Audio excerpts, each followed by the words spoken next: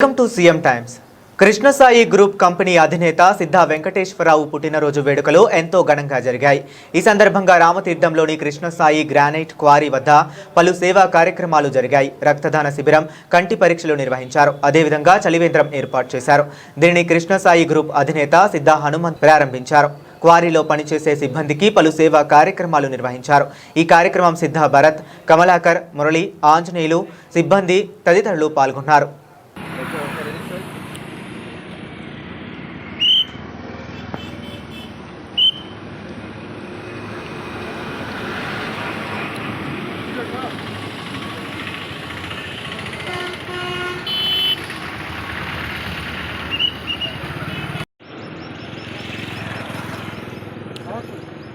రండి సార్, వచ్చేసి అన్నీ మీరు రావచ్చు. ఏం రాదు,